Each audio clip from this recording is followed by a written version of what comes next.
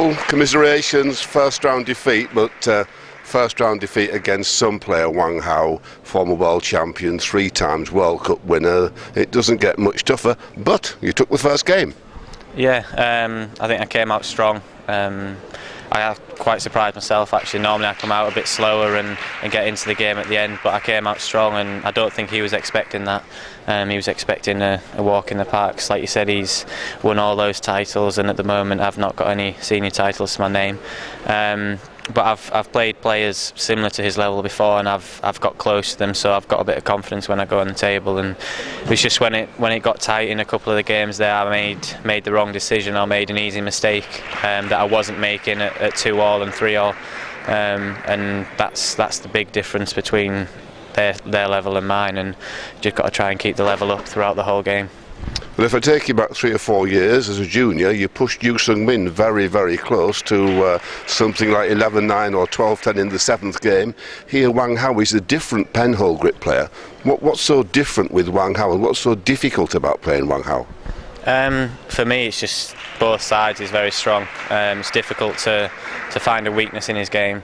I think in the first game I found his middle well, and then I could open him up a little bit, but he started to get used to that, and obviously he's an experienced player, like you said earlier, and he just got used to everything I was doing, and towards the end it felt like I was playing on a tiny table at his side, and my side was huge. But I just got to go back to the practice hall, watch the match on video, and I'm sure I can come back and get closer or beat these guys next time. Now, maybe over the last sort of decade or 2 decades, people tell me there's been a lull in English table tennis, but I was delighted with Liam Pitchford's efforts last week, delighted with your efforts, and of course Olympic Games next year, and we'll welcome in Liverpool the Men's World Cup next year.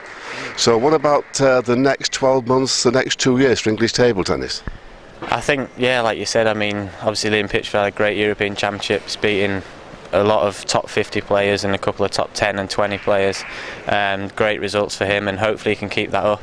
And Andrew Bagley's got a couple of good results recently, and I feel like I'm coming back onto form now. So we've got a good team, and hopefully we can keep improving between now and London and beyond that to 2016 and other big events. And I think we can start pushing a lot of the top teams, and hopefully eventually we'll be pushing China.